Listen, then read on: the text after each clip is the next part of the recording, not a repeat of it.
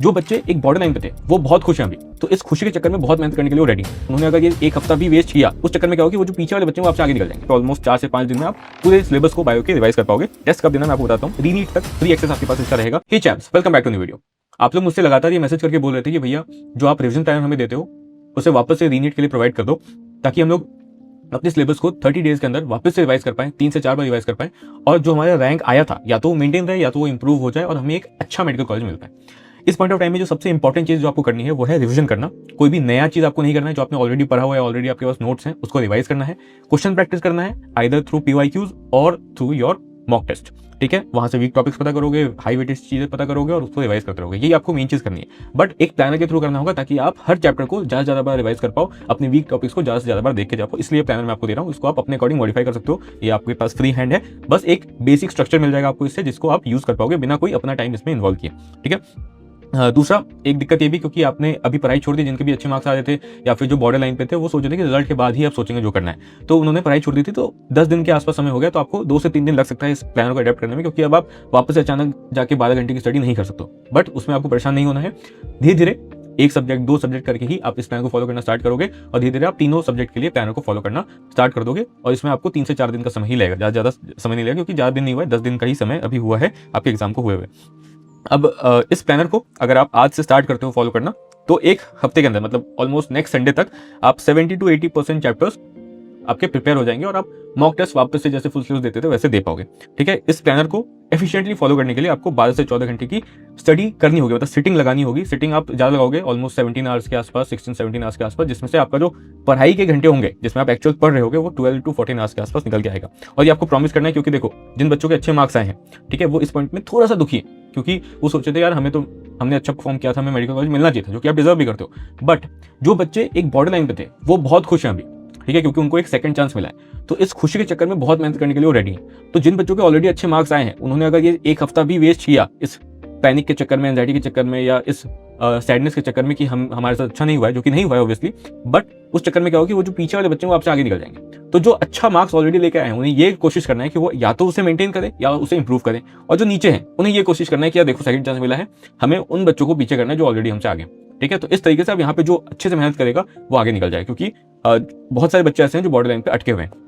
तो इसीलिए इस प्लान को अच्छे से फॉलो करना स्टार्ट कर दो, या फिर अपना प्लान बना लो, इसको एज ए रेफरेंस लेके जो भी करना है, लेकिन रिवीजन करना आपको स्टार्ट कर देना है। ये जो प्लानर है आपको टेलीग्राम चैनल पे देखने को मिल जाएगा। मेरा जो टेलीग्राम चैनल है लिंक डिस्क्रिप्शन में है, जाके देख लेना, ज्वाइन कर लेना। पिन कमेंट में भी मैं उसको पिन कर दूंगा। ठीक है। ये पूरा का पूरा प्लानर आपको वहाँ पे देखने को मिल जाएगा।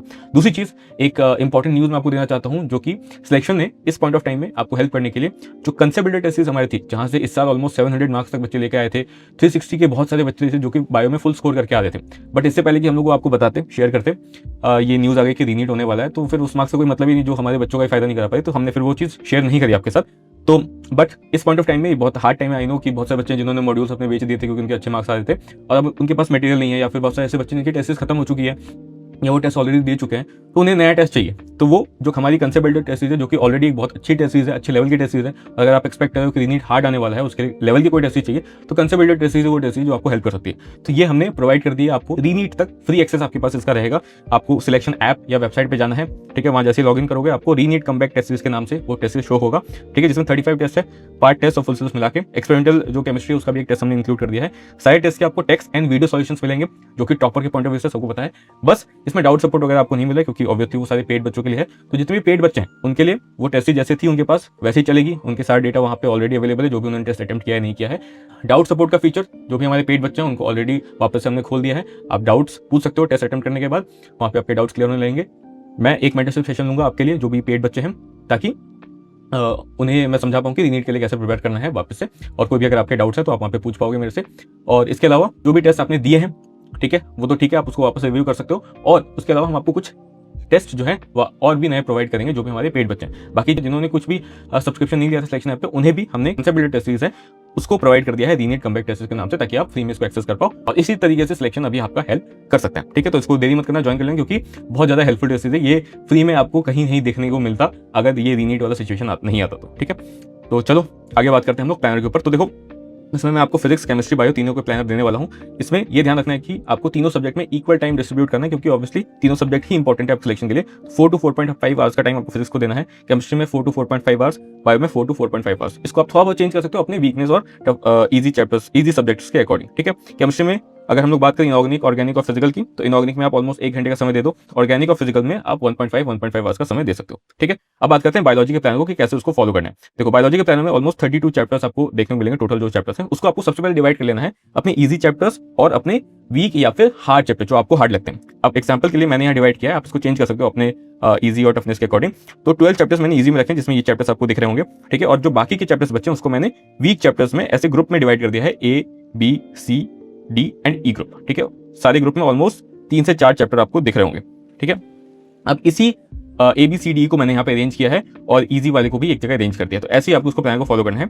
अब प्लानर में आपको क्या क्या चीजें करनी है, तो देखो वो मैंने लिख दिया यहाँ पे, मैं आपको साथ ही बताते जाऊंगा। तो डे 1 में आपको दिख रहा है कि इजी लिखा हुआ है और लिखा है एज मेनी पॉसिबल, मतलब ये जो इजी सेक्शन था, जो भी चैप्टर्स आपने इजी में रखे हैं, एग्जाम्पल मैंने 12 चैप्टर रखे हैं, इसके जो भी 12 चैप्टर्स में से जो भी आप उस दिन करना चाहते हो, फॉर एग्जाम्पल 6 चैप्टर्स कोई चूज कर लिए जो कि आपको इजी में से भी जो आपको थोड़े हार्ड लगते हैं, उन चैप्टर्स को आपने इस दिन कर लिया, ठीक है। जो बचे होंगे उसको आप बाद में डे 8 पे करोगे, ठीक है। इसके बीच में जो डे 2 है उसमें आपने ए को रिवाइज कर लिया, जो ए ग्रुप मैंने बनाया था, फिर बी को, फिर सी, डी, ई। उसके बाद डे 7 आपका खाली है, जिसमें आपको 4.5 आवर्स के आसपास टाइम खाली मिल जाएगा, इसमें आप टेस्ट दे सकते हो या फिर कोई अगर बैकलॉग बच गया इनमें से किसी चैप्टर को रिवाइज करने का तो वो कवर कर सकते हो, ठीक है। सेम डेट पे जो इजी के बचे हुए चैप्टर्स थे वो आप वहाँ पे रिवाइज करोगे, फिर से ए बी सी डी ई वापस से आपका रिवाइज हो जाएगा। इसी तरीके से फिर से आपको खाली जगह मिल गया जहाँ पे टेस्ट या बैकलॉग आप कवर कर सकते हो। सेम आपका थर्ड डिवीजन यहाँ पे होगा। ध्यान रखना है कि जो पहला डिवीजन था उसमें आपने एनसीईआरटी कंप्लीट रिवाइज करी, क्योंकि हो गया आपको काफी टाइम, तो एक बार एनसीईआरटी वापस से गो थ्रू कर लो कि क्या क्या लाइंस कहाँ थी, क्या क्या डायग्राम था, सब कुछ।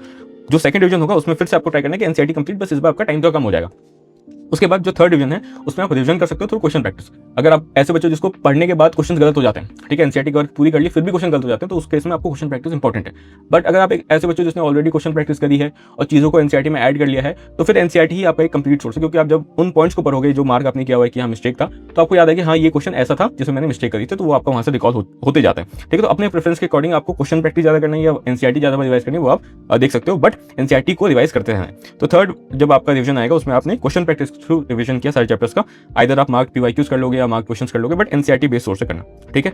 सेम ये हो गया, फिर आपको एक खाली स्पेस मिल गया। उसके बाद हमने कंबाइन कर दिया ग्रुप ए और ग्रुप बी को, क्योंकि ऑलरेडी अभी तक आपका जो रिविजन करने का टाइम है काफी कम हो चुका होगा, ठीक है। सी डी को ई खाली है, मतलब ई अकेला है, और फिर डे 25 में आप वापस से इजी वाले चैप्टर्स में जो आपको करने होंगे वो कर सकते हो, ठीक है। अपने अकॉर्डिंग आप किसी दिन इजी के कुछ चैप्टर्स कर लिए, अगले दिन के इजी के दूसरे चैप्टर्स कर लिए, ऐसे, ठीक है। अब यहाँ पे आते आते आप जब रिवीजन कर रहे होगे, क्योंकि अब आपको दो ग्रुप्स रिवाइज करने, तो आप पहले हाई वेटेज चीजें रिवाइज करोगे, जो आपके वीक है। हर चैप्टर में एक पार्ट होता है जो आपका वीक होता है या हाई वेटेज होता है, उसको पहले करोगे और बाद में आप इजी चीजों की तरफ जाओगे। इससे ये होगा कि अगर मान लो टाइम कम पड़ता है और कुछ चीज छूट भी जाती है तो आपको रिग्रेट नहीं होगा, क्योंकि आपने मेन चीजें ऑलरेडी रिवाइज कर ली होगी, ठीक है। ऐसे करते करते उसके बाद आप एक रिवीजन स्टेज पे पहुंच जाओगे जहां पे ऑलमोस्ट 4 से 5 दिन में आप पूरे सिलेबस को बायो के रिवाइज कर पाओगे, और उसको आपको कंटिन्यू करना है रीनीट तक, ठीक है।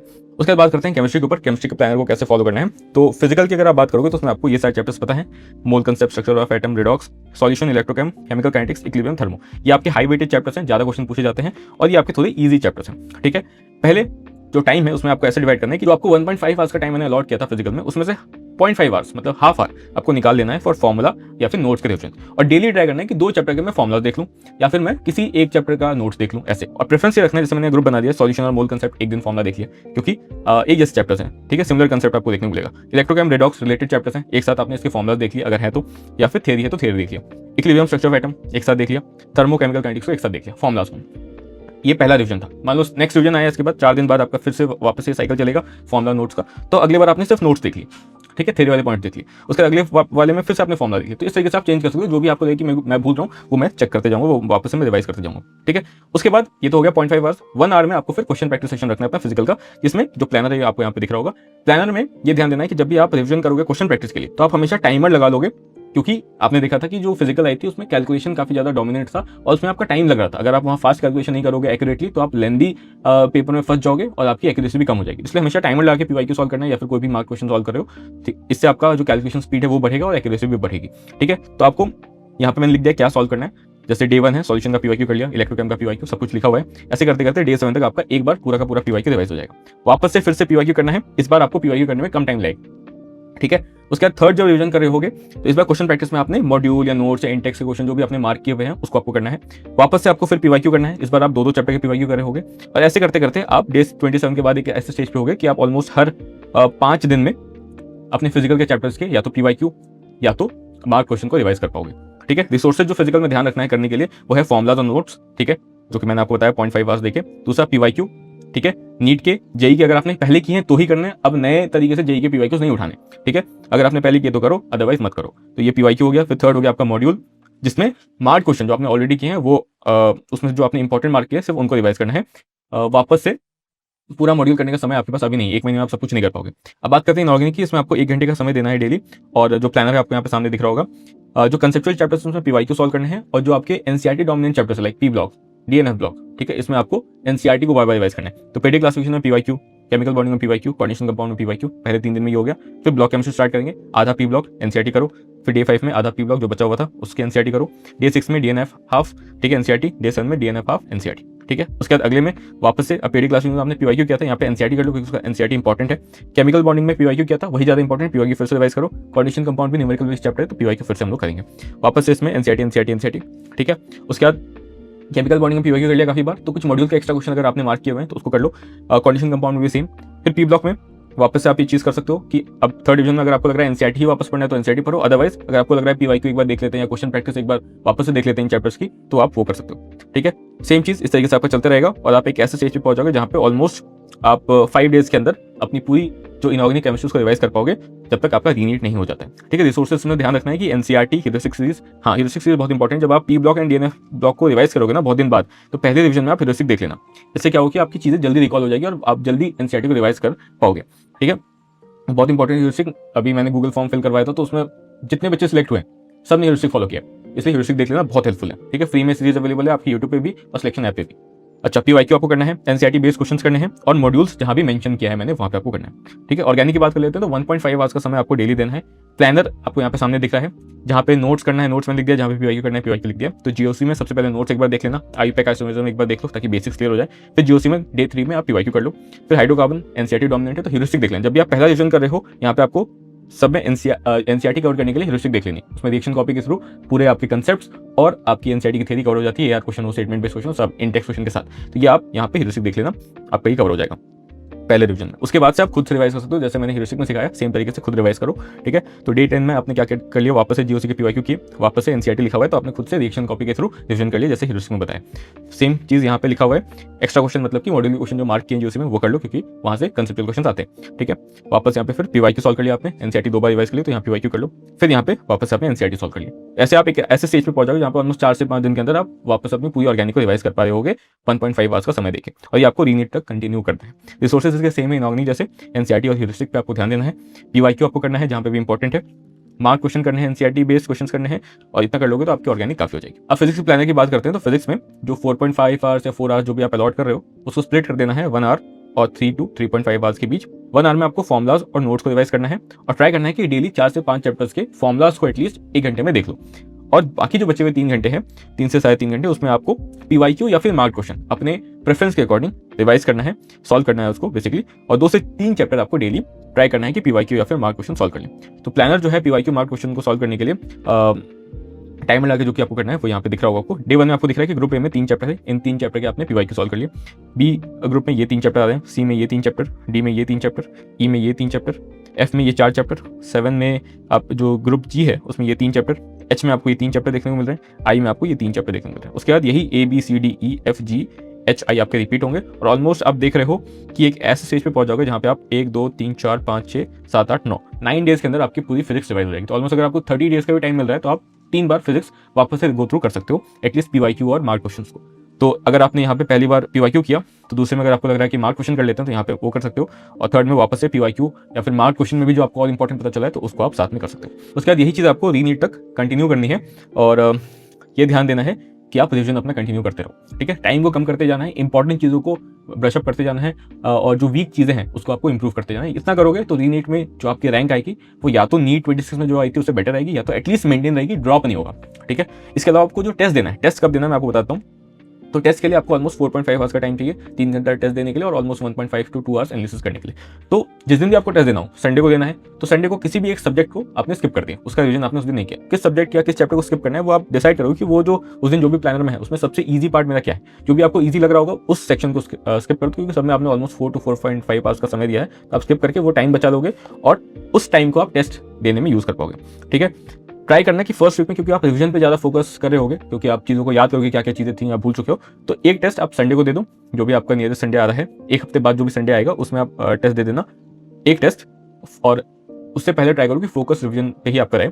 उसके बाद के जितने भी वीक्स आएंगे उसमें आप 2 से 3 टेस्ट देने की कोशिश करो, इतना काफ़ी है। डेली टेस्ट देना है या नहीं देना है, तो मैं आपको सिंपल बता देता हूँ कि अगर आपके जो मार्क्स है 680, 690, 700 प्लस आ रहे हैं तो ही आपको डेली टेस्ट की तरफ जाना है, अदरवाइज रिवीजन करो और टेस्ट 2 से 3 रखो, काफ़ी है पर वीक। ठीक है, बाकी आपको बेसिक चीज़ों पे स्ट्रिक्ट रहना है और ये कोशिश करना है कि जो चीज़ें मैंने ऑलरेडी करी हुई है उसी को मैं रिवाइज करूँ, उसी को स्ट्रॉन्ग करूँ और कुछ नया अभी नहीं करूँ। हो सकता है कुछ इंपॉर्टेंट छूटा हुआ है, आपको लग रहा है बहुत हाई वेटेज है, कम समय में हो जाएगा तो वो कर लो, बट कुछ नया पूरा चैप्टर करने ऐसे नहीं जाना है। अगर आपको कुछ छूटा भी है तो कुछ एक इंपॉर्टेंट टॉपिक कर सकते हो, बट पूरा चैप्टर कभी नहीं करना है। होप कि आपको वीडियो पसंद होगी, वीडियो पसंद इसको लाइक करो, शेयर करो अपने दोस्तों के साथ, और ऐसी और वीडियोस के लिए कमेंट कर दो, जो भी वीडियो चाहिए आपको रीनीट के रिगार्डिंग मैं बना दूंगा। चलो बाय।